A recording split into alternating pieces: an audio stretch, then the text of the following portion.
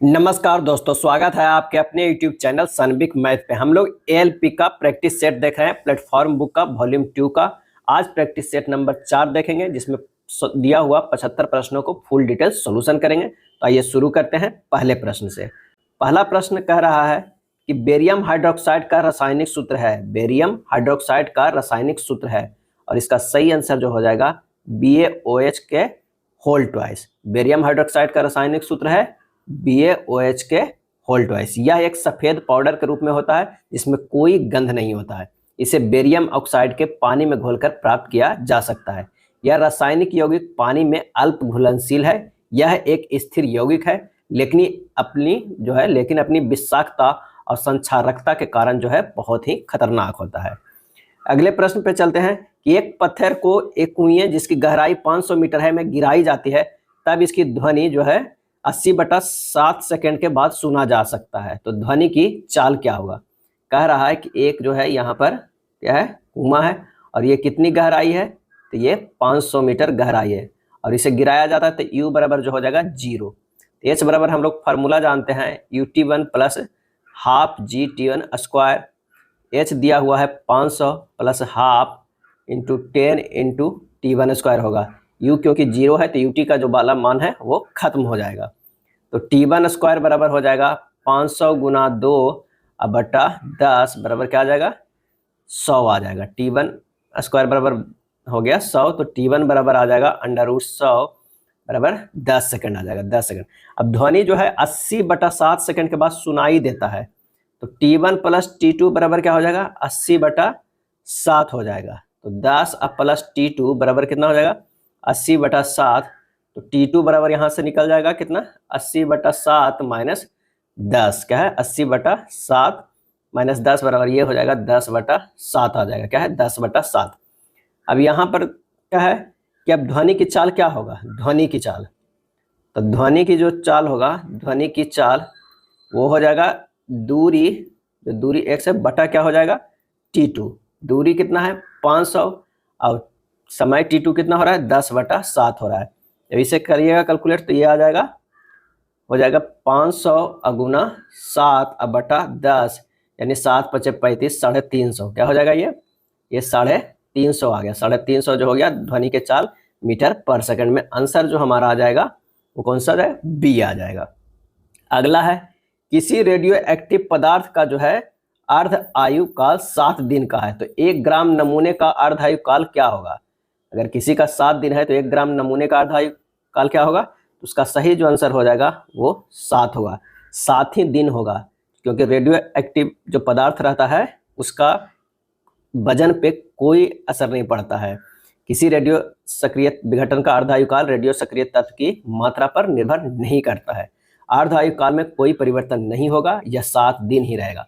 और इसका फार्मूला होता है T½ बराबर 0693/लैम्डा होता है। 0693/लैम्डा होता है।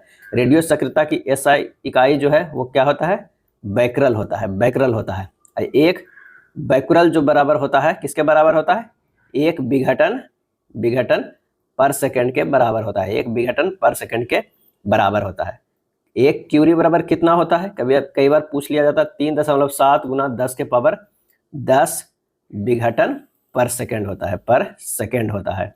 और एक रदरफोर्ड अगर पूछ लिया जाए, एक रदरफोर्ड बराबर होता है 10 के पावर 6 विघटन पर सेकंड होता है। द्रवों के विसरण की दर के संबंध में निम्नलिखित में कौन सा कथन सही है? कौन सा जो है वो कथन सही है? तो द्रवों के विसरण की दर ठोसों की अपेक्षा अधिक होती है। ठोसों की अपेक्षा अधिक होती है। इस तथ्य के कारण ही है कि द्रव अवस्था में कण स्वतंत्र रूप से गति करते हैं तथा ठोस अवस्था में कणों की अपेक्षा द्रव के कणों के बीच रिक्त स्थान अधिक होता है। ये दोनों जो स्टेटमेंट है वो सही है। क्या है? दोनों सही है। ठोसों का एक निश्चित आकार, निश्चित सीमाएं और निश्चित आयतन होता है, जिसका अर्थ है कि उनकी संपीड़ितता जो है वो नगण्य है। ठोस में कणों के बीच स्थान न्यूनतम होता है, इसलिए कोई संपीड़न संभव नहीं है। अगला है पहले माध्यम N21 के सापेक्ष दूसरे माध्यम के अपवर्तनांक किस सूत्र द्वारा किया जाता है? तो यहाँ हो जाएगा अपवर्तनांक N21 बराबर हो जाएगा पहले माध्यम में प्रकाश की चाल जो कि V1 होगा बटा हो जाएगा कौन सा, तो दूसरे माध्यम में प्रकाश की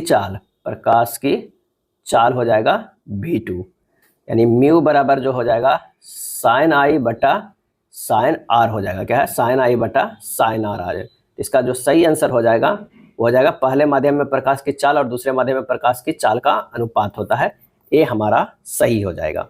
नीचे एक श्रृंखला दी गई है जिसमें एक पद लुप्त है, दिए गए विकल्पों में से उस विकल्प का चयन कीजिए जो श्रृंखला को पूरा कर रहा है। तो यहाँ देखिए आर से जो भी गया है, आर से भी गया है वो कितना है, +4 है, और भी से क्या है, भी गया है +0 है, और भी से जेड गया है ये +4 है। तो यहाँ जेड से +0 जाएगा तो जेड ही होगा, मैंने एक बार +4 एक बार 0 का कम्बिनेशन चल गया है। उसके बाद देखिए टी से जो है वो टी गया तो 0 हो गया प्लस में, और टी से फिर कहाँ जा रहा है, एक्स में जा रहा है तो +4 है, और x से +0 जाएगा तो x होगा। अब क्या है, +4 जाएगा तो ये b होगा, यानी जेड बी जो हमारा आंसर हो जाएगा। तो आंसर जो हो जाएगा कौन सा, जेड और बी हो जाएगा। तो जेड बी जो आंसर हो जाएगा ऑप्शन सी हो जाएगा। चलिए 7वां नंबर प्रश्न पे चलते हैं। निम्नलिखित प्रश्न में विकल्पों में दी गई उस आकृति का चयन कीजिए जिसे प्रश्न चिन्ह के स्थान पर रखा जा सकता है। तो यहाँ हम देख सकते हैं कि प्रत्येक अगले आकृति में प्रत्येक चिन्ह एक घर क्लॉकवाइज दिशा में घूम रहा है। ये जो है यहाँ चल जा रहा है, और ये फिर कहाँ आ रहा है, यहाँ आ रहा है, ये फिर यहाँ आ रहा है, ये फिर यहाँ चला जाएगा। यानी यहाँ जो हमारे पास डॉलर वाला रहेगा वो होगा, तो हमारे पास ये 3 है, लेकिन उसके बाद सभी घूम रहा है। आंसर जो निकल कर आ जाएगा वो डी हो जाएगा। क्या हो जाएगा, डी हो जाएगा।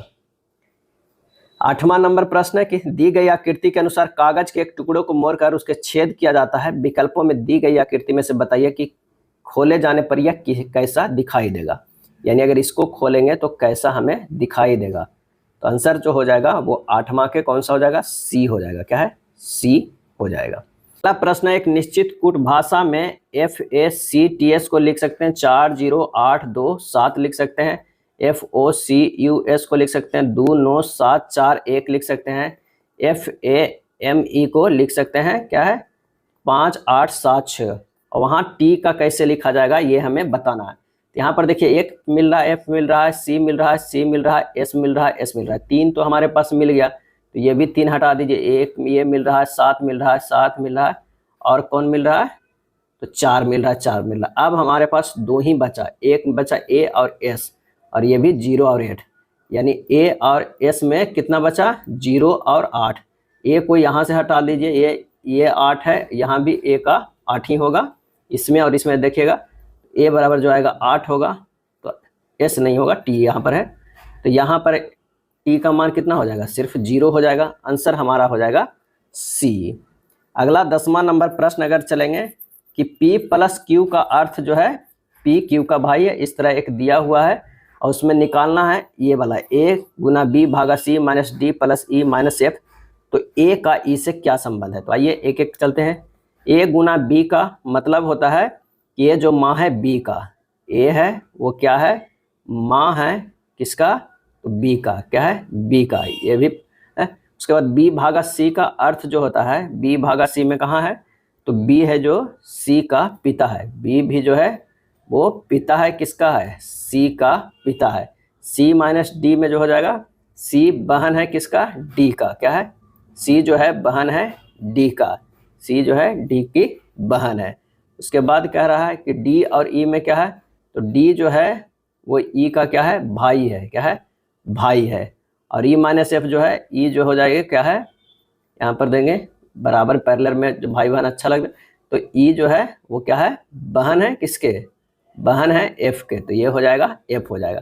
अब कह रहा है A का E से, मतलब E से संबंध जो निकालना है ये निकालना है, इस ओर निकालना है, तो हमें हो जाएगा E जो है क्या है, E भाई है, D ये भी बहन है, यानी ये सब जो भाई बहन हो गया, और इसके पिता के वो माँ है, इसके पिता के माँ है, तो पिता की माँ जो हो जाएगा आंसर 10वां के A हो जाएगा। 11वां नंबर अगर प्रश्न पे चलते हैं, इस तरह फिर से दिया हुआ है ब्लड रिलेशन का कि H - F × I / J में H का J से क्या संबंध है। तो आइए एक एक कर निकालते हैं। H माइनस एफ का मतलब होता है H एस का पति है। H जो है वो क्या है, S का पति पत्नी है, ये पति पत्नी है, यानी S जो है F का पति पत्नी है, ये F जो है वो निगेटिव में हो जाएगा। F गुना I का मतलब हो जा रहा है, F गुना I का मतलब है कि ये बहन है। क्या है, I जो है वो बहन है, करा R S की बहन है, यानी F जो है I की बहन हो जाएगा, ये भी निगेटिव हो गया। उसके बाद करा I भागा J, यानी I J की बेटी है, I जो है वो J की बेटी है, यहाँ हो जाएगा क्या, बेटी है, ये हो जाएगा बहन। उसके बाद कह रहा है कि I J जो है बेटी है। अब रिलेशन बताना है किसका, H का J से बताना है, J से H का बताना है। तो यहाँ हो जाएगा ये बेटी है, उसकी बहन है और उसका पति है, यानी ये दामाद हो जाएगा। क्या है, दामाद हो जाएगा, यानी बेटी का पति हो जाएगा। आंसर जो 11 का हो जाएगा वो बी हो जाएगा। निम्नलिखित में किस शास्त्रीय नृत्य रूप की शुरुआत 16वीं शताब्दी में वैष्णव संत महापुरुष शंकर देव द्वारा की गई? और इसका सही जो आंसर हो जाएगा वो कौन सा हो जाएगा, वो हो जाएगा डी, सत्रिया। क्या है, सत्रिया किया गया है। सत्रिया शास्त्रीय नृत्य की शुरुआत 16वीं शताब्दी में वैष्णव संत महापुरुष शंकर देव द्वारा शुरू की गई है। सत्रिया नृत्य शैली को संगीत नाटक अकादमी द्वारा 15 नवंबर 2000 को शास्त्रीय नृत्य की सूची में सम्मिलित किया गया। सत्रिया शास्त्रीय नृत्य संगीत, नृत्य तथा अभिनय का जो है वो सम्मिश्रण है। श्रीमंत शंकरदेव ने इसे अंकिया नाटक के प्रदर्शन के लिए विकसित किया था। सत्रिया शास्त्रीय नृत्य में ढोल, ताल एवं बांसुरी का जो है प्रयोग किया जाता है। अगला है, निम्नलिखित में कौन सा कायांतरित चट्टान का उदाहरण नहीं है? कायांतरित चट्टान का आंसर हो जाएगा ए, ग्रेनाइट। ग्रेनाइट कायांतरित चट्टान का उदाहरण नहीं है। ग्रेनाइट चट्टान आग्नेय चट्टान का उदाहरण है। बेसाल्ट चट्टान जो होता है वो आग्नेय चट्टान का उदाहरण होता है। अगला है, राज्य 6 वर्ष से 14 वर्ष तक की आयु वाले सभी बालकों के लिए निःशुल्क और अनिवार्य शिक्षा देने की ऐसी रीति में जो राज्य विधि द्वारा अवधारित करे उपबंध करेगा को खाली स्थान के तहत भारतीय संविधान में जोड़ा गया। और इसका सही आंसर हो जाएगा बी होगा, 21A में ये जोड़ा गया। राज्य जो है वो 6 वर्ष से 14 वर्ष तक की आयु वालों के सभी बालकों को निःशुल्क और अनिवार्य शिक्षा देने का ऐसी रीति है जो राज्य विधि द्वारा अवधारित करे उपबंध करेगा। यह अनुच्छेद 21 के तहत भारतीय संविधान में जोड़ा गया है। क्या है, 21 के तहत जोड़ा गया, जो 6 से 14 वर्ष के बच्चों को अनिवार्य एवं निःशुल्क शिक्षा देना होगा। 86वें संविधान संशोधन अधिनियम 2002 के द्वारा इसे जोड़ा गया था। संख्याएं हैं A7, B23, C। एक AP में है तो A plus B plus C बराबर क्या हो जाएगा? यहाँ T1 बराबर जो है A है, T2 बराबर है A प्लस D बराबर क्या है 7 है। T3 बराबर A प्लस 2D बराबर B है। T अगर हम 4 की बात करें तो A प्लस 3D बराबर कितना है 23 है। और T5 बराबर कितना दिया हुआ है A प्लस 4D बराबर C दिया हुआ है। अब यहाँ पर हमें क्या करना है कि एक दूसरे को अगर हम घटाते हैं, मान लें कि इसको और इसको में घटाते हैं तो क्या होगा, A प्लस 3D बराबर क्या हो जाएगा 23 और A प्लस D बराबर हो जाएगा 7। तो ये आ जाएगा क्या है 2D बराबर 16, D बराबर कितना हो जाएगा 16/2 बराबर 8। घटाए इसलिए कि हमें सिर्फ D लाना है डिफरेंस, तो ये आ गया 8। अब समीकरण जो दिया हुआ है A प्लस D बराबर 7, यानी A प्लस 8 बराबर 7। यहाँ से A निकल गया कितना, एक माइनस में, क्या है एक जो हमारा निकला है वो माइनस में निकला है। अब -1 को अगर हम रख देते हैं, किसमें रख देते हैं, अगर मान लें कि -1 और गुना ये हो जाएगा 2 गुना 8, क्या है यहाँ पर रख देते हैं तो B निकल जाएगा, बराबर हो जाएगा B। यहाँ पर रख देते हैं ये, तो B बराबर जो हमारे पास हो जाएगा वो 15 हो जाएगा। क्या है 15। उसी तरह इसमें रख देंगे तो ये हो जाएगा -1 प्लस 4 गुना 8 बराबर C बराबर निकल जाएगा 31। यहाँ भी निकल गया C बराबर 31, B बराबर 15 निकल गया, ये सभी A बराबर -1 निकल गया। अब कह रहा A plus B plus C, यानी A बराबर कितना है -1, B बराबर 15 और C बराबर जो है 31। जोड़ के कितना आ गया, तो हो गया जोड़ के हमारे पास हो गया -1, अब 15 से घटाएंगे 14, 14 31 जो होगा हमारा वो कौन सा हो जाएगा, 45 हो जाएगा। क्या है 45। आंसर जो हमारा हो जाएगा वो C हो जाएगा, 45 हो जाएगा। अगला है, यह बिंदु 2A 0 0 2B और 4 4 संरेखीय है तो 1/A प्लस 1/B बराबर क्या होगा? यहाँ पर कह रहा है कि एक जो है वो सरेखीय बिंदु है, कौन कौन, तो 2a 0, 0 2b, और ये जो है 4 4, यानी ये a होगा, ये b होगा, c होगा। ए बी सी सरेखीय होगा, तो ए बी का ढाल जो होगा, ए बी का ढाल जो होगा वो बी सी का ढाल के बराबर होगा। क्या है, बी सी का ढाल यानी स्लोप के बराबर होगा। तो आइए स्लोप निकाल देते हैं। तो ये हो जाएगा 2b माइनस 0 बटा 0 माइनस 2a बराबर 4 माइनस 2b बटा हो जाएगा 4 माइनस 0। क्या है, by 2 minus by 1 by x2 by x1 जो है ये स्लोप निकलता है। तो माइनस b बाई a बराबर होगा 4 माइनस 2b बटा 4 हो जाएगा। तो माइनस 4b बराबर हो जाएगा 4a माइनस 2ab हो जाएगा।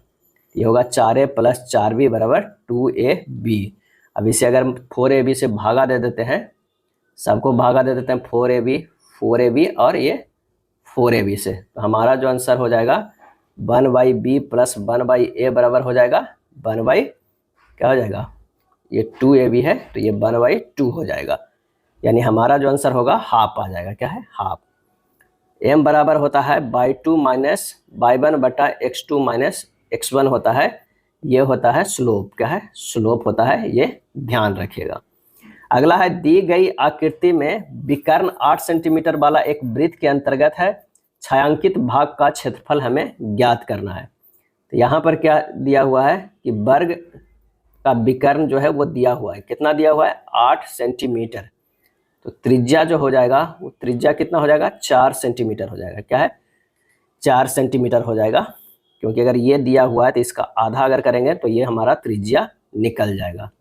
अब त्रिज्या निकल जाएगा, अगर मान लिया कि इसको क्या करते हैं, a1 रखते हैं और इसे a2 करते हैं, a1 का क्षेत्रफल बराबर जो होगा वो a2 का क्षेत्रफल होगा, बराबर होगा a3 का क्षेत्रफल। ये कर देते हैं, मान लिया कि ये a3 करते हैं, ये a4 करते हैं, तो a3 का क्षेत्रफल और बराबर हो जाएगा a4 का क्षेत्रफल हो जाएगा। तो छायांकित भाग a1 होगा, a3 होगा और प्लस क्या हो जाएगा, a4 बराबर हमारे पास जो हो जाएगा कितना, तो 3/4 वृत्त का क्षेत्रफल। क्या है, वृत्त का क्षेत्रफल माइनस वर्ग का क्षेत्रफल। क्या है, क्षेत्रफल, क्योंकि जितना 4 भाग यहाँ आया उसमें 3 भाग पे ये है, एक भाग जो है वो जो हमारा a1 है। क्या है, ये है, ये अगर a1 माना है तो यहाँ पर a2 से होगा, a2 a3 a4 का है, तो a1 जो हमारा कितना होगा, तो वो एक भाग होगा। अब बाकी ये सब तो जो है वो 3 भाग है, तो ये 3/4 किया गया। तो ये हो गया 3/4 पाई 4 के स्क्वायर माइनस हाफ गुना 8 स्क्वायर, ये होगा 3/4 गुना 16 पाई माइनस 32 होगा। क्या है, 16 पाई माइनस 32 होगा, यानी 12 इंटू पाई माइनस 2 जो होगा वर्ग सेंटीमीटर स्क्वायर। क्या है, 12 into pi minus 2 centimetre square हो जाएगा। आइए अब 18 नंबर प्रश्न देखते हैं। 18 नंबर प्रश्न कर रहा है कि त्रिभुज ABC में AD एक माध्यिका है और AD पर जो है एक बिंदु P इस प्रकार है कि AP अनुपात PD बराबर 3:4 है, तो एरिया त्रिभुज BPD अनुपात एरिया त्रिभुज ABC बराबर है। यानी सबसे पहले हमें क्या करना है कि एक त्रिभुज जो है ये बनाना है। ठीक है, ये त्रिभुज बन गया, यहाँ पर हो गया A हो गया, यहाँ पर B हो गया, यहाँ पर C हो गया, और ये जो है बीच में ये D डाला गया है। क्या है, D डाला गया है, और यहाँ से ये एक खींचा गया, क्या है, P खींचा गया। ठीक है, P, और ये 3 और ये 4 के रेशियो है। क्या है, 3 और 4 के रेशियो दिया हुआ है। तो AD जो है माध्यिका तथा AD माध्यिका त्रिभुज ABC को 2 बराबर भागों में बांट दिया है। अगर आधार एक ही रेखा पर हो तो वर्टेक्स कॉमन हो, उस स्थिति में त्रिभुज का क्षेत्रफल का अनुपात आधार के अनुपात के बराबर होगा। यानी हमारा जो त्रिभुज BPD का क्षेत्रफल जो होगा वो क्या होगा, त्रिभुज ABC का क्षेत्रफल होगा, यानी 4/3 प्लस 4 प्लस 7 होगा, यानी 4/14 होगा, यानी 2/7, यानी 2:7 होगा। आंसर जो हमारा होगा वो D हो जाएगा। चलिए अब 19वें नंबर प्रश्न पे चलते हैं। x माइनस 1/√x बराबर √16 है, तो x² प्लस 1/x² बराबर होगा, दोनों तरफ वर्ग कर देते हैं। x प्लस 1/2 माइनस 2 बराबर 6 आएगा, x प्लस 1/x बराबर 8 है। अब इसे पुनः स्क्वायर कर देंगे तो x square plus 1/x square और क्या हो जाएगा प्लस 2 इक्वल टू 64 हो जाएगा। तो x square plus 1/x square बराबर 64 माइनस 2 बराबर 62। आंसर हमारा कौन सा आ जाएगा 62 आ जाएगा। नेक्स्ट है एक वस्तु को 6 मीटर की ऊंचाई से √23 मीटर पर सेकंड के वेग से क्षैतिज प्रक्षेपित की जाती है तो पृथ्वी पर पहुंचने पर वस्तु का वेग क्या होगा। अगर मान लिया कि यहाँ से भी जो है वो दिया जा रहा है कितना जो ये डिस्टेंस है तो ये 5 मीटर है। क्या है 5 मीटर की ऊंचाई है। तब माना कि ऊर्ध्वाधर नीचे का वेग जो है ये क्या होगा भी बाई होगा। तो भी बाई बराबर होगा यू स्क्वायर प्लस 2gh। यहाँ u बराबर 0 है क्योंकि महत्तम ऊंचाई पर है। तो भी बाई बराबर होगा √2gh यानी √2 गुना 9.8 गुना h कितना है 5 है। ये होगा √98 मीटर पर सेकंड यानी 7√2 जो है वो मीटर पर सेकंड है। अब पृथ्वी के सतह पर पहुंचने पर वेग क्या हो जाएगा। वेग जो होगा वो नीचे जो होगा vx स्क्वायर प्लस भी बाई के ये स्क्वायर हो जाएगा। यानी एक तो दिया हुआ है ये कितना होगा √23 के स्क्वायर प्लस एक आया है 7√2 के होल स्क्वायर। जब दोनों करेंगे तो हमारा जो मान हो जाएगा यहाँ पर लिखते हैं ये मान हो जाएगा कितना तो ये होगा √23 प्लस 98 बराबर √121 बराबर 11 मीटर पर सेकंड। क्या है 11 मीटर पर सेकंड। सही जवाब जो हो जाएगा वो कौन सा हो जाएगा ए हो जाएगा। क्या हो जाएगा ए हो जाएगा क्योंकि यहाँ vx जो दिया है वो इधर फेंका गया है। कितना vx जो ये है √23 मीटर पर सेकंड जो इधर फेंका गया तो हमारा जो बनेगा एक भी बाई की तरफ भी बने और इस तरह ये क्या होगा ये जाएगा। तो यहाँ पर जो आएगा भी एक ई कंपोनेंट जो हमारा क्या बनेगा। अब यहाँ देखिए ये कंपोनेंट जो हमारा यही बनेगा ना मेन कंपोनेंट ये तो यही ये लिखा गया है। आंसर जो हमारा होगा 11 मीटर पर सेकंड। डोब्राइनर के त्रिकों में कितने त्रिकों का उल्लेख किया गया था और इसका सही आंसर जो हो जाएगा वो हो जाएगा डी 4 त्रिकों का ही उल्लेख किया गया था। डोब्राइनर के जो त्रिक था उसमें कितने का उल्लेख किया गया था 4 का किया गया था। प्रथम बार 3 त्रिक नियम दिए और बाद में 2 और त्रिक नियम दिए परंतु 5वें त्रिक की व्याख्या इन्होंने नहीं किया तो वो क्या हो जाएगा 4 ही होगा। त्रिक वन में जो है अगर वन की बात करें तो लिथियम सोडियम जो है क्या हो जाएगा लिथियम सोडियम और पोटेशियम को किया। दूसरा में किसका कैल्शियम स्ट्रोंशियम बेरियम। तीसरा में क्या है क्लोरीन ब्रोमीन और आयोडीन। चौथा में जो है सल्फर सेलेनियम और ट्यूरियम का। और पांचवा में जो था वो Fe कोबाल्ट और निकेल का था लेकिन इसकी जो है वो व्याख्या नहीं किए तो कितने हो गए 4 हो गए। अगला है साबुन किसका सोडियम अथवा पोटेशियम लवण है। साबुन किसका सोडियम अथवा पोटेशियम लवण है और इसका सही आंसर जो हो जाएगा वो कौन सा हो जाएगा डी ये सभी स्टीयरिक अम्ल भी पोमेटिक अम्ल भी ओलिक अम्ल भी है ओलिक अम्ल है। डोब्राइन का त्रिक नियम क्या था तो डोब्राइन का त्रिक था कि अगर मान लिया कि Li का कितना हुआ 7 है इसका परमाणु भार इसका 23 है और इसका 39 है तो ये दोनों आखिरी वाला जो दोनों है यानी 7 + 39 को जोड़ के 2 से भागा देंगे तो वो लगभग जो है वो बीच वाला के बराबर आएगा। क्या है बीच वाला के बराबर आएगा यानी 3 तत्वों को श्रेणी के मध्यवर्ती तत्व का परमाणु भार अन्य दोनों तत्वों के परमाणु भार का औसत होगा। अगला प्रश्न है कि जब तनु हाइड्रोक्लोरिक अम्ल को लोहे के भराव यानी आयरन फिलिंग वाले क्षेत्रों में डाला जाता है तो क्या होता है हाइड्रोजन गैस और आयन क्लोराइड जो है उत्पन्न होता है। यानी ये हो जाएगा रिएक्शन Fe + 2HCl ये होगा FeCl2 + H2 होगा। क्या है H2 होगा। चिकनाई और तेल के दाग युक्त मैले वस्त्र पानी में अपमार्जक मिलाकर साफ किए जाते हैं। दाग धब्बों को अपचयन होता है क्योंकि अपमार्जक जो है वो क्या है तो पानी और तेल के मध्य पृष्ठ तनाव को प्रबलता को कम करता है। डिटर्जेंट कठोर जल में भी घुलनशील होता है जिसके कारण कठोर जल में भी धुलाई करना आसान हो जाता है। डिटर्जेंट सामान्यतः एल्कीन बेंजीन सल्फोनेट होते हैं जो जल के साथ हाइड्रोफोबिक मिश्रण बनाते हैं। डिटर्जेंट जो है वो साबुन रहित साबुन है। यदि एक दर्पण को रेखा AB पर रखा जाए तो विकल्प आकृतियों में से कौन सी आकृति प्रश्न आकृति को सही प्रतिबंधित करेगी। इसका सही जो आंसर हो जाएगा वो हो जाएगा सी हो जाएगा। क्या हो जाएगा सी। नीचे दी गई आकृति में कितने त्रिभुज है इसमें कितने त्रिभुज है वो काउंट करना है। अगर हम काउंट करेंगे तो 1 2 3 4 ये बड़ा वाला जो हो जाएगा ये 5 ये 6 और ये जो हो जाएगा 7। आंसर हमारा आ जाएगा 7, डी हो जाएगा। फिर से दर्पण का प्रश्न है, इसका सही जवाब जो हो जाएगा वो ए हो जाएगा। क्या है? ए हो जाएगा। यदि शब्द फ्लोरी के प्रत्येक अक्षर को अंग्रेजी वर्णमाला के क्रम में व्यवस्थित किया जाए तो कितने अक्षरों का स्थान जो है वो अपरिवर्तित रहेगा। तो अगर मान लिया कि करते हैं FLOWER इसको अगर अरेंज करेंगे तो होगा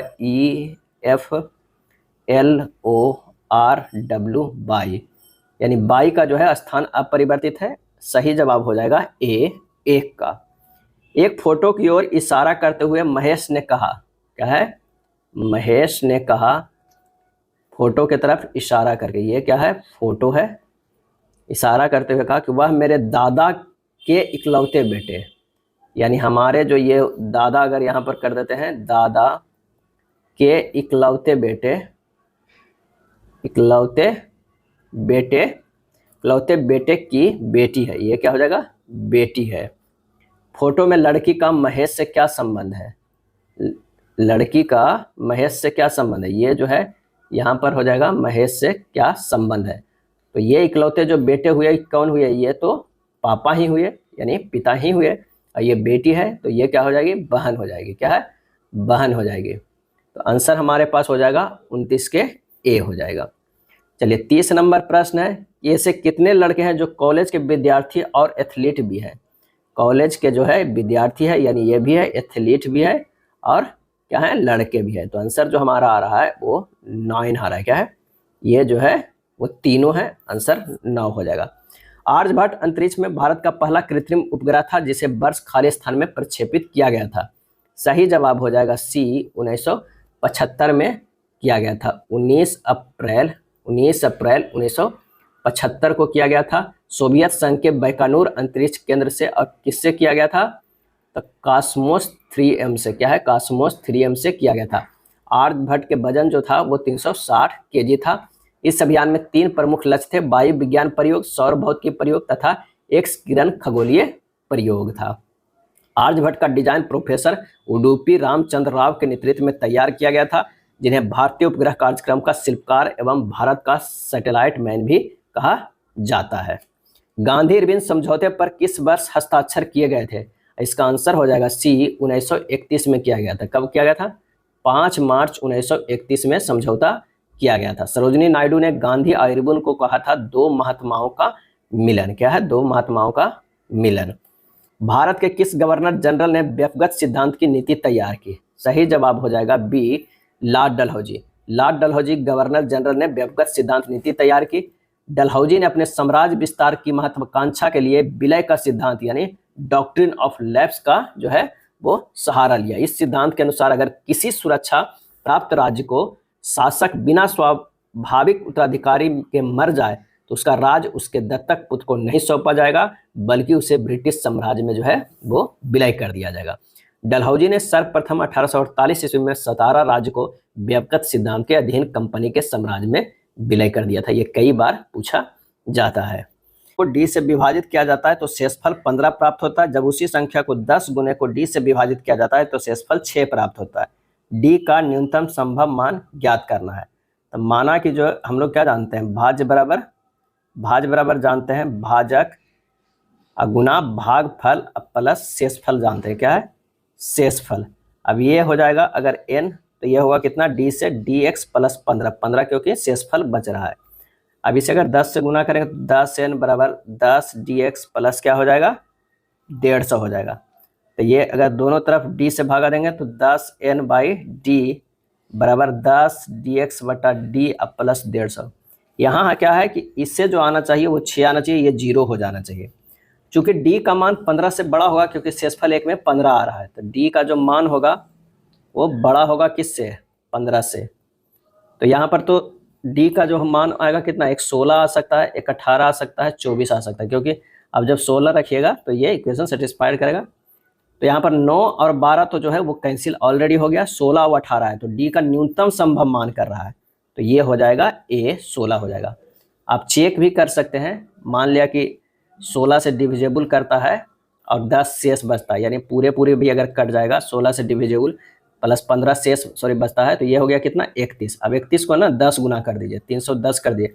इसको जब 16 से भागा दीजिए तो ये आएगा 304 बार में पूरे 304 कटेगा। अब बच गया कितना, शेष बच गया यहाँ पर 6 बच गया। तो वही प्रश्न में भी करा, तो आप चेक कर सकते हैं। अगला प्रश्न है कि 60 किलोमीटर की चाल से चलने वाली एक रेलगाड़ी x 225 मीटर लंबी किसी दूसरी रेलगाड़ी y को ओवरटेक करती है और 72 सेकंडों में उसे पूरी तरह से पार कर लेती है।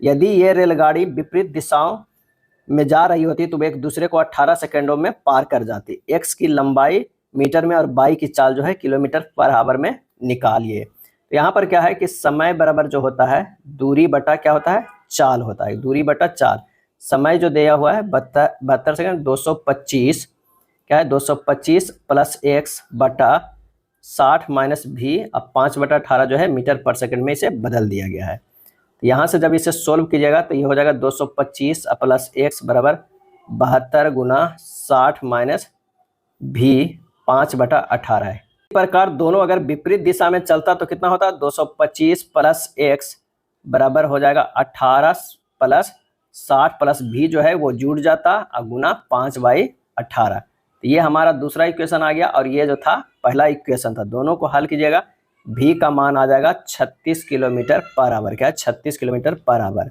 अब 36 किलोमीटर पर आवर को आप एक में रख दीजिए, 225 प्लस x बराबर 72 और गुना 5/18 गुना 24 क्या है, ये इक्वेशन 1 में हम रख रहे हैं। तो ये हो जाएगा गुना 24।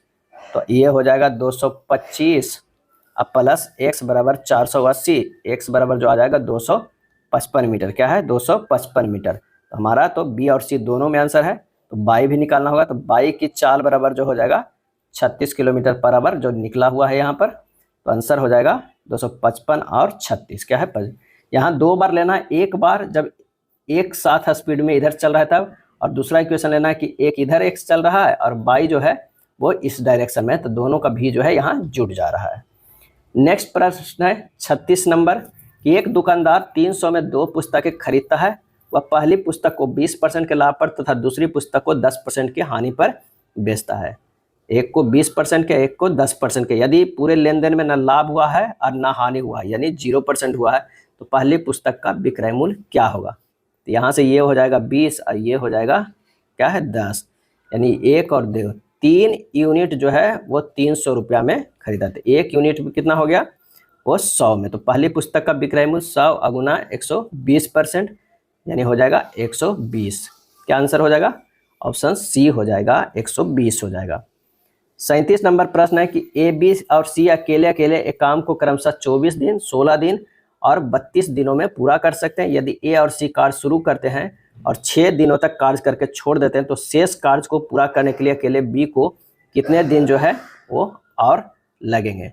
यानी यहाँ पर कह रहा है कि ए है, बी है, सी है, ये 24 दिन, ये 16 दिन, ये 32 दिन, ये तीनों का एलसीएम जो होगा वो 96 होगा। क्या है, 96। ये टोटल क्या हो गया, कार्य हो गया। इसकी क्षमता जो हो जाएगी, क्षमता ये 4 हो जाएगा, ये 6, ये 3 हो जाएगा। अब कह रहा है कि यदि ए और सी कार्य शुरू करते हैं और 6 दिनों तक कार्य करते हैं, ए और सी, यानी 4 3 7, 7 गुना 6 करते हैं, 7 6 का कितना 42, यानी 42 कार्य किए। अब बचा कितना 54, माइनस कर दीजिए, 54 कार्य बचा। कहाँ से आया, तो ये 6 जो है वो किया था 4 + 3 मिलके, यानी हो गया 42, तो 54 बचा। अब कह रहा है शेष कार्य को पूरा करने के लिए अकेले बी करता है, यानी 54 कार्य को जो करता है बी करता है। तो 6 से भागा दीजिए, 9 दिन लगेगा। कितने दिन लगेगा उसे करने के लिए, 9 दिन और लगेगा। अगला प्रश्न है कि किसी व्यक्ति ने कोई निश्चित राशि उधार ली और पहले वर्ष के अंत में 4000 तथा दूसरे वर्ष के अंत में 7700 का भुगतान करके इसे चुकाने के लिए तैयार हुआ। यदि वार्षिक रूप से चक्रवृद्धि होने वाली ब्याज दर 10% वार्षिक है, तो उधार ली गई राशि जो है वो कितनी है ये बताना है। तो मान लिया कि उधार ली गई राशि जो है 100 रुपया है। क्या है, 100 रुपया उधार लिया गया। अब प्रश्न में कह रहा है एक्स का 110%, उसमें से 4000 जो है वो घटा दीजिए, और उसका फिर अगले वर्ष क्या है 110% हो जाता है कितना, 7700 हो जाता है। तो हल कीजिएगा, x गुना 1.1 माइनस 4000 बराबर हो जाएगा 7700 बटा 110 गुना 100 हो जाएगा। यहाँ से सोल्व करेंगे तो x का मान जो आ जाएगा 11000 बटा 1.1 बराबर 10,000। क्या है, 10,000। सही आंसर जो हमारा हो जाएगा कौन सा, डी हो जाएगा। क्या है? डी हो जाएगा। अगला प्रश्न है, निम्नलिखित में अनुचुंबकीय पदार्थ है, अनुचुंबकीय जो है निम्नलिखित में से कौन है ये बताना है। इसका सही जो आंसर हो जाएगा वो कौन हो जाएगा? ए हो जाएगा, प्लेटिनम। क्या है? Platinum. Platinum, iridium, thorium, caesium, sodium, aluminium, calcium, titanium एवं यूरेनियम आदि जो है अनुचुंबकीय होता है, पैरामैग्नेटिक मटेरियल होता है। वह पदार्थ जो चुंबक की दिशा में हल्का आकर्षित होता है उसे अनुचुंबकीय पदार्थ कहते हैं। और तांबा, एंटीमनी, सोना, चांदी, जल, एल्कोहल सभी प्रतिचुंबकीय पदार्थ होता है। लोहा, निकेल, कोबाल्ट, गैडोलिनियम तथा उनके मिश्र धातु सभी जो है लौह चुंबकीय पदार्थ होते हैं। लौह चुंबकीय पदार्थ चुंबकीय क्षेत्रों में प्रबल आकर्षित होते हैं। आभासी और सीधी छवि के लिए दर्पण का आवर्धन होना चाहिए और इसका सही आंसर हो जाएगा डी, धनात्मक होना चाहिए। एम बराबर जो होता है वो V/U होता है, वो धनात्मक होना चाहिए। क्या है? धनात्मक होना चाहिए। प्रतिबिंब की लंबाई और वस्तु की लंबाई के अनुपात को जो है आवर्धन कहते हैं। मेंडल के कार्यों के पुनः खोज करता है और इसका सही आंसर हो जाएगा Hugo de Vries, Carl Correns, Erich बॉन्स सेरमैक, ये सभी है। क्या है? ये सभी है। मेंडल के कार्यों को पुनः खोज करता है, ये सभी है। मेंडल ने मटर के पौधों पर कार्य किया था और मेंडल को आनुवंशिकी का पिता भी कहा जाता है। निम्नलिखित में किस पर धनायन है? सही जवाब हो जाएगा ए, अल्फा पार्टिकल पे धनायन है। और ये कितना है? तो 2He++ जो है वो आयन होता है। अल्फा बीटा कैथोड एनोड तथा ध्वनि तरंग विद्युत चुंबकीय तरंग नहीं है। गामा जो है वो विद्युत चुंबकीय तरंग है। गामा किरण की खोज पॉल बिलार्ड ने किया था और एक्स किरण की खोज जो है वो W रोएंटगेन ने किया था। अल्फा एवं बीटा किरणों की खोज हेनरी बैकरेल ने किया था, जबकि नाम जो है वो रदरफोर्ड ने दिया था। निम्न में से कौन सुमेलित नहीं है? सुमेलित नहीं है। अगर जड़त्व की बात किया जाए तो जड़त्व आघूर्ण शक्ति जो है वो घूर्णन शक्ति, संवेग जो है वो क्या होता है? कोणीय संवेग। जड़त्व जो है एक जड़त्व बल आघूर्ण नहीं होगा, बल यहाँ पर जो होगा वो बल आघूर्ण होगा। तो आंसर हमारा जो हो जाएगा वो डी हो जाएगा। क्या है? डी होगा। सन्मुख एक बैंक से निकलकर दक्षिण दिशा की ओर 90 मीटर चलता है। यहाँ से निकलता है और बैंक की ओर चलता है, किधर? दक्षिण दिशा की ओर चलता है 90 मीटर। ठीक है, 90 मीटर। उसके बाद कहता है कि वह बाएं मुड़ जाता है। क्या है? बाएं मुड़ जाता है। एक बैंक से निकलकर दक्षिण दिशा की ओर 90 मीटर चलता है, फिर वह बाएं नहीं, दाहिने मुड़ जाता है। तो दाहिने इसका इस साइड हो जाएगा। तो दाहिने मुड़ता है 110 मीटर चलता है, फिर वह दाएं मुड़ता है और 90 मीटर चलता है। ये 90 मीटर चलता है। अतः वह पुनः दाएं मुड़ता है और 220 मीटर चलता है। क्या है? 220 मीटर चलता है। अब वह बैंक के सापेक्ष किस दिशा में है? तो वो पूरब में है। क्या है? पूरब में। आंसर हमारा जो हो जाएगा डी हो जाएगा। कथन एवं तर्क का प्रश्न है। क्या कह रहा है कथन में? कि इस वर्ष उड़ीसा में बाढ़ की वजह से फसलों का जो है व्यापक नुकसान हुआ है। तर्क क्या है? इस वर्ष उड़ीसा में खदानों का अत्यधिक उत्पादन हुआ। इस वर्ष उड़ीसा में फसल बीमा दावों की संख्या में काफ़ी वृद्धि हुई है। और इसका आंसर हो जाएगा तर्क 1 कथन का समर्थन नहीं करता, जबकि तर्क 2 कथन का समर्थन कर रहा है कि फसल बीमा दावों की संख्या में काफ़ी जो है वो वृद्धि हुई है, क्योंकि फसलों के व्यापक नुकसान हुआ है बाढ़ के आने के कारण। शब्द डेवेस्टर आगे और पीछे दोनों दिशाओं में ऐसे कितने अक्षर युग्म मौजूद है जिनके बीच शब्द में उतने ही अक्षर है जिनके अंग्रेजी वर्णमाला में? तो यहाँ कैसे निकालना है? DABSTER। यहाँ क्या करना है? आपको काउंट करना है कि डी से अगर हम आगे तक जाएंगे, यहाँ से एक बार इधर से भी करेंगे और एक बार इधर से, और देखेंगे कि हमें कितने शब्द मिलते हैं। तो अगर डी से देखते हैं तो EFGH कहीं पे मिल रहा है? कहीं नहीं मिल रहा। ए से देखते हैं तो ए से बी गए हैं तभी मिल गया है, CDE, और एक जो मिल रहा है ए से ई तक मिल रहा है। देखिए ए से ई तक, क्योंकि ABCD और ई हो जाएगा तो यहाँ पर होगा ई।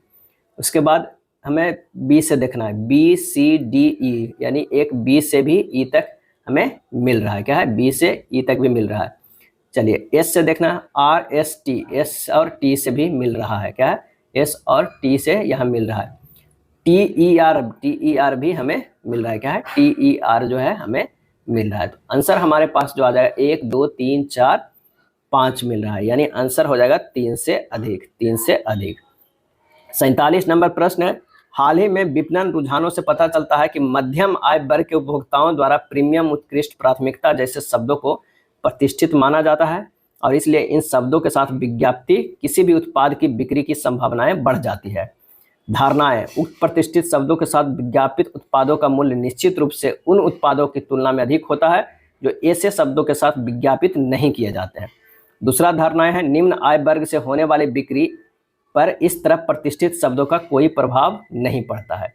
और इसका सही जो आंसर हो जाएगा वो कौन सा हो जाएगा, तो हो जाएगा सी, ना तो एक और ना ही दो अनुमान लगाया जा रहा है कथन के अनुसार, क्योंकि मध्यम आय वर्ग के उपभोक्ताओं द्वारा प्रीमियम, उत्कृष्ट, प्राथमिकता जैसे शब्दों के साथ विज्ञप्ति किसी भी उत्पाद को ज़्यादा पसंद करते हैं, जिनके कारण इनकी बिक्री की संभावनाएं बढ़ जाती है। लेकिन इस शब्दों के साथ विज्ञापित उत्पादों का मूल्य जो है वो बढ़ जाती है। इस ऐसे जो है कहा नहीं गया है बढ़ जाती है, लेकिन इस शब्दों के साथ विज्ञापित उत्पादों का मूल्य के बारे में कथन में सही नहीं कहा गया, तो ना ही एक होगा और ना ही दो। आंसर हो जाएगा हमारा सी हो जाएगा। प्रश्न है कि एक निश्चित कूट भाषा में इसको इस तरह लिखा जाता है, उसी कूट भाषा में मैंगोज को कूट क्या होगा। कथन जो है ये दो दिया हुआ है, क्या इन दोनों कथन जो है प्रश्न को सही कर सकता है। तो इसका जो आंसर हो जाएगा कथन एक और दो साथ मिलकर उत्तर देने के लिए पर्याप्त हो जाएगा। ये हो जाएगा हमारा कौन सा, बी हो जाएगा। क्या है, बी होगा। और ये जो मैंगोज क्या आएगा वो कूट भाषा एम में आएगा, जब आप कीजिएगा तो ये एम में आएगा। यदि प्लस और माइनस को आपस में बदल दिया जाए और गुना और क्या है भागा को आपस में बदल दिया तो निम्नलिखित समीकरण के स्थान में जो है वो क्या आएगा। तो यहाँ पर बदलने पर आएगा 13 गुना 145 भागा 29 प्लस 79 माइनस 17। तो ये आ जाएगा कितना, 127। आंसर कितना आ जाएगा, बी आ जाएगा। बोर्ड मास का है, आप इसे हल कर लीजिएगा। अगस्त 2024 में अमेरिका की ग्लोबल फाइनेंस के द्वारा किसे वैश्विक स्तर पर टॉप सेंट्रल बैंक की सूची में शामिल किया गया है।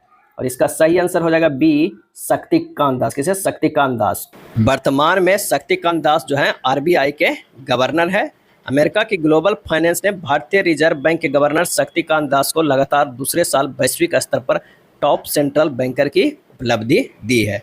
अगला प्रश्न है कि शूटिंग खेलों में ओलंपिक पदक जीतने वाली पहली भारतीय महिला है। और इसका सही जवाब हो जाएगा सी, मन्नू भाकर। मन्नू भाकर एक ही ओलंपिक में 2 पदक जीतने वाली इकलौती भारतीय एथलीट भी है। और 10 मीटर एयर पिस्टल प्रतिस्पर्धा और 10 मीटर मिक्स डबल में कांस्य पदक जीती है। दोनों में जो है वो एक कांस्य पदक जीती है और 2 पदक जीतकर वो क्या है, इकलौती भारतीय एथलीट भी बन गई है। अगला प्रश्न दिया हुआ है, एक व्यंजक दिया हुआ है, उसका मान ज्ञात करना है। इस व्यंजक को सबसे पहले क्या करना है कि अगर इसे सिंपल वे में लिखेंगे तो ये हो जाएगा 3/8 माइनस 3/8 प्लस 5/8 माइनस 3 क्या हो जाएगा 8 का हो जाएगा 4.8 माइनस 0.9 बटा ये कितना हो जाएगा 25/6 गुना 10/25 गुना 2/10 गुना 1/10 और प्लस क्या हो जाएगा 5/8 हो जाएगा। बस हमें इसे हल कर देना है बोर्ड मास से। क्या है, बोर्ड मास से लगाकर इसे हल कीजिएगा। इसका जो आंसर हो जाएगा वो कौन हो जाएगा बामन का, तो वो हो जाएगा डी, 36/79 आ जाएगा। अगला प्रश्न है कि दी गई तालिका को अध्ययन करें और प्रश्न का उत्तर दे कि ABCDE और F संस्थानों में व्यावसायिक पाठ्यक्रम यानी VC के लिए नामांकित छात्रों की संख्या है, ये दिया हुआ है। तो 2015 में यानी 2015 में संस्थान A, C और E में VC के लिए नामांकित छात्रों की कुल संख्या और 2016 में संस्थान A, D और F में नामांकित छात्रों की कुल संख्या से X% अधिक है। 2x का निकटतम मान ज्ञात कीजिए। यहाँ कह रहा है 2015 में A, C और E के लिए VC के लिए नामांकित कितना है 150 प्लस 220 और प्लस 200 यानी कितना हो गया 570 हो गया। और 2016 में A, D और F के नामांकित जो है कितना हो जाएगा 2016 में, तो ये हो जाएगा 165 प्लस 175 प्लस 200 बराबर 540। क्या है 540। X% बराबर कर रहा है 570 माइनस 540 बटा 540, क्योंकि X% ज़्यादा है गुना 100। ये आ जाएगा 5.55%। 2x निकालना है तो 5.55 गुना 2 बराबर 11.1 हो जाएगा। आंसर हमारा जो हो जाएगा वो डी हो जाएगा। दिया गया दंड आरेख 5 संस्थानों को है, पुरुषों और महिलाओं की संख्या को दर्शा रहा है। इससे मुझे निकालना क्या है कि किस संस्थान में पुरुषों की संख्या और सभी संस्थानों में महिलाओं की औसत संख्या के बीच अंतर न्यूनतम है। तो संख्या जो निकालना है सभी संस्थानों में महिलाओं की औसत संख्या निकालना है, तो ये हो जाएगा 300 प्लस 275 प्लस 250 प्लस 200 और प्लस 125 बटा हो जाएगा कितना 5, यानी 1150 बटा 5 यानी 230 हो जाएगा। 230 से स्पष्ट है कि संगठन बी के पुरुषों की संख्या के बीच का अंतर जो है वो न्यूनतम है, क्योंकि 230 माइनस 225 ये हो जाएगा 5, यानी हमारा आंसर हो जाएगा ऑप्शन कौन सा, वो हो जाएगा डी बी हो जाएगा। क्या हो जाएगा, डी बी हो जाएगा। अगला है, यदि दो संख्याओं का योग 54 है और इन संख्याओं को लघुत्तम समवर्त और महत्तम 84 और 6 है, तो इन संख्याओं को व्युत्क्रमों का जो है योग कितना होगा। कह रहा है कि एलसीएम जो है वो कितना है 84 है, एचसीएफ जो है वो 6 है, संख्या कितना है 6 6 बाई, जहाँ x और y सह अभाज्य होगा, 6x प्लस 6y बराबर 54, x प्लस y बराबर कितना होगा 54 बटा 6, 6 कॉमन लेके इधर लेके चला है तो 9 हो जाएगा। एलसीएम हमारा कितना आ गया 6x बाई, यानी 84 बराबर 6x बाई, x बाई बराबर आ गया 14, x प्लस बाई आ गया है और x बाई आ गया है। प्रश्न में कह रहा है इन संख्याओं के व्युत्क्रमों का योग क्या है। हम संख्या कौन कौन माने थे 6x और 6y, 1 6x प्लस 1 6y निकालना है। 1 6 कॉमन ले लेते हैं, 1 x प्लस 1 हो गया, 1 6 यहाँ पर कॉमन ले लीजिए, ये x प्लस y हो जाएगा और ये x बाई हो जाएगा। अब मान रख दीजिए 1 6 इंटू एक्स प्लस बाई 9 हो गया और x बटा बाई क्या है 14 है। जब इसे कीजिएगा तो ये आ जाएगा 3 दूनी 6 और ये 3 तिया 9 हो गया, ये 3 बटा कितना हो गया 28 हो गया। आंसर जो हमारा आ गया वो सी आ गया। अगला प्रश्न है, यदि n नोटबुकों का क्रय मूल्य 1680 है तो m नोटबुकों के क्रय मूल्य x का मान ज्ञात करने के लिए निम्न में से किस संबंध का उपयोग किया जा सकता है। x बराबर हो जाएगा 1680 बटा n गुना m हो जाएगा, यानी m बटा x बराबर हो जाएगा n बटा 1680। सही आंसर जो हमारा हो जाएगा वो बी हो जाएगा। प्रतिरक्षा प्रक्रिया में भाग लेने वाली कोशिकाएं हैं और इसका सही आंसर हो जाएगा ऑप्शन बी लिम्फोसाइट। क्या है, लिम्फोसाइट एंटीबॉडी के निर्माण में जो है वो भाग लेता है। ये दो प्रकार के होता है, टी लिम्फोसाइट और बी लिम्फोसाइट। टी लिम्फोसाइट्स का परिपक्वन थाइमस ग्रंथि में होता है। निम्नलिखित में से कौन सा युग्म जो है सुमेलित नहीं है, बताना है कि कौन सा सुमेलित नहीं है।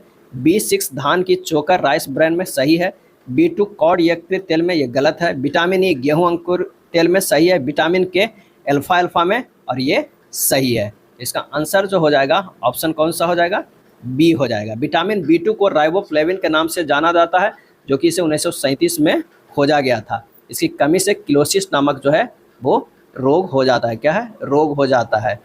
तो इसका आंसर जो हमारा हो जाएगा 58 के बी हो जाएगा। सेरिब्रम मस्तिष्क के किस भाग में पाए जाते हैं, सेरिब्रम मस्तिष्क के किस भाग में पाए जाते हैं, और इसका सही आंसर जो हो जाएगा वो हो जाएगा बी अग्र मस्तिष्क, फोर ब्रेन में पाया जाता है। मनुष्य का केंद्रीय तंत्रिका तंत्र दो भागों के मिलकर बना होता है, एक मस्तिष्क और मेरी रज्जु से। मनुष्य का मस्तिष्क अस्थियों के खोल क्रेनियम में बंद रहता है। सेरिब्रम मस्तिष्क का सबसे विकसित भाग होता है। सेरिब्रम के ज्ञानेंद्रियों से प्राप्त प्रेरणाओं का इसमें विश्लेषण एवं समन्वय होता है। अगला जानते हैं कि मोम का गलनांक जो है दाब बढ़ने पर क्या होगा। मोम का गलनांक दाब बढ़ाने पर क्या होगा, तो ये हमारा आंसर जो हो जाएगा वो हो जाएगा बी, बढ़ जाएगा। मोम का गलनांक दाब बढ़ने पर बढ़ जाएगा। मोम का जलना एक रासायनिक परिवर्तन है, जबकि मोम का पिघलना जो है वो भौतिक परिवर्तन है। ध्यान रखिएगा, दोनों प्रश्न पूछा जाता है, एक मोम का पिघलना और एक मोम का जलना। एक यौगिक को अपने जो है उच्च ऑक्सीकरण अवस्था में है तब यह होगा कि अत्यधिक ऑक्साइड जो है ऑक्सीकारक गुण वाला होगा, अत्यधिक जो है ऑक्सीकारक गुण वाला होगा। ऑक्सीडाइजिंग एजेंट एक पदार्थ होता है जिसमें अन्य पदार्थों को ऑक्सीकरण करने की क्षमता होती है, अर्थात इन्हें इलेक्ट्रॉनों को खोने का कारण बनता है। अगला है, दिए गए पैटर्न को ध्यानपूर्वक अध्ययन करें और वह संख्या चुने जो प्रश्न चिन्ह के स्थान पर आ सकती है। अगर पहला हम देखते हैं कि अगर 23 गुना 3 करते हैं, 23 गुना 3 करते हैं तो ये 69 आ रहा है। 27 गुना 5 करते हैं तो 135 आ रहा है। तो बस इसे गुना कर देते हैं, 7 7 21, 217 हो जाएगा, डी हो जाएगा। एक पासे के 3 अलग अलग स्थितियां दर्शाई गए, त्रिभुज के विपरीत फलक पर आने वाले जो है पैटर्न को क्या करना है, चयन करना है। अगर दो ये सेम है तो ये जो है इसके अपोजिट हो जाता है, तो ये हमारा हो जाएगा आंसर कौन सा, आयत हो जाएगा, यानी 63 के जो है वो बी हो जाएगा। चलिए अगले प्रश्न है, कॉलेज पोस्टर में एक लड़की की ओर संकेत करते हुए दीपिका ने कहा, क्या है, दीपिका ने कहा, कहीं पर अगर मान लिया कि दीपिका है, दीपिका ने कहा कि वह मेरी सास, अगर मान लिया कि यहाँ पर जो है वो मेरी सास, ये हो गया सास के इकलौते पुत्र, यहाँ पर ये हो गया इकलौते पुत्र यानी पति पत्नी इन दोनों हो गए। पुत्र की भांजी है यानी ये जो है कोई बहन है और बहन की कोई पुत्री है, क्या है, पुत्री है, तभी तो वो भांजी है। उस लड़की की माँ से दीपिका का क्या संबंध है? माँ से दीपिका कैसे संबंधित है? तो ये भाभी हो जाएगी। आंसर हो जाएगा सी की बहन जो है क्या कहती है भाई की पत्नी को? भाभी कहती है, यानी 64 के जो हो जाएगा वो सी हो जाएगा। निम्न में से विषम को अलग करें। विषम को अलग करें, कांच जो है विषम है क्योंकि सभी धातु है, कांच जो है अलग है। उस आकृति को चुनिए जो अन्य से भिन्न है। इसमें अन्य से जो भिन्न है वो सी हो जाएगा। सी अन्य से भिन्न है चूंकि अन्य सभी में सुइयों के बीच 90 डिग्री का कोण है, जबकि इसमें 90 डिग्री का कोण नहीं है। नेक्स्ट प्रश्न है कि 10 और 11 बजे के बीच घड़ी की दोनों सुइयां कब आपस में मिलेगी? 10 और 11 बजे के, तो 10 बजे घंटे तथा मिनट की सुइयों के बीच 50 मिनट की दूरी होती है क्योंकि यह दूरी घड़ी की दिशा में ली गई है। सुइयां आपस में तब मिलेंगे जब मिनट की सुई घंटे की सुई की अपेक्षा 50 मिनट की अधिक दूरी करेगी। तो अभी समय जो होगा 50 गुना 60/55 यानी 600/11 मिनट, यानी हो जाएगा 54.6/11 मिनट। तो 10 बजकर जो है वो 54.6/11 मिनट वह आपस में मिलेगी। आंसर हमारा हो जाएगा ए हो जाएगा। नीचे दिए गए विकल्पों में से उत्तर आकृति को चुनिए जिसमें प्रश्न आकृति निहित है। सही जवाब हो जाएगा वो हो जाएगा बी हो जाएगा। क्या हो जाएगा? बी हो जाएगा। इसमें आप देख सकते हैं ये यहाँ पर जो है ये सही जवाब है, बी हो जाएगा। विश्व प्रेस स्वतंत्रता सूचकांक 2024 में भारत किस स्थान पे रहा? और इसका सही आंसर हो जाएगा ऑप्शन बी 159वें स्थान पे रहा। किसने ये जारी किया है? तो ये जारी किया है रिपोर्टर्स विदाउट बॉर्डर्स। क्या है? रिपोर्टर्स विदाउट बॉर्डर्स ने जारी किया है। 180 देशों में भारत का स्थान जो है 159वां आया है। अगला प्रश्न है किसने पेरिस पैरा ओलंपिक खेलों में 2024 में भारत के लिए 2 स्वर्ण पदक जीतने वाली पहली महिला बनी है? तो वो है अवनी लेखरा। क्या है?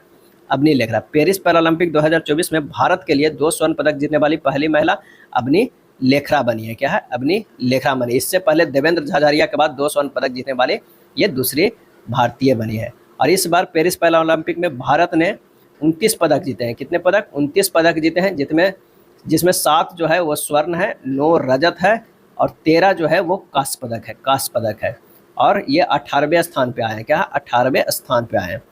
जब किसी भिन्न के अंश और हर दोनों में से जो है एक जोड़ा जाता है तो प्राप्त भिन्न 2/3 के बराबर होती है, तथा जब उसके अंश और हर दोनों में से 2 घटाया जाता है तो प्राप्त भिन्न 1/2 के बराबर होती है। मूल भिन्न के अंश और हर का योगफल कितना होगा? माना कि भिन्न जो है x/y है। अगर x + 1/y + 1 करते हैं तो 2/3 प्राप्त होता है। और 3x - 2y बराबर क्या हो जाएगा? -1 होगा। एक तो मिल गया। अब कह रहा है कि x - 2/y - 2 करते हैं तो 1/2 प्राप्त होता है। यहाँ से निकल जाएगा 2x - y = 2। ये 2 इक्वेशन हमारे पास आ गया। दोनों को हल कर दीजिए। x = 5 आ जाएगा, y = 8 आ जाएगा। पूछ रहा है कि योगफल कितना होगा, तो 5 + 8 जो हो जाएगा 13 हो जाएगा। आंसर जो हमारा हो जाएगा वो बी हो जाएगा। चलिए 72 नंबर प्रश्न है कि किसी नाव की दिशा में 63 किलोमीटर और धारा की विपरीत दिशा में 30 किलोमीटर की दूरी तय करने में 7 घंटे का जो है वो समय लगता है। नाव की धारा की दिशा में 28 किलोमीटर और धारा की विपरीत दिशा में 48 किलोमीटर की दूरी तय करने में 6 घंटे का समय लगता है। नाव की धारा की दिशा में 35 किलोमीटर और धारा के विपरीत दिशा में 27 किलोमीटर की दूरी तय करने में कितना जो है वो समय लगेगा?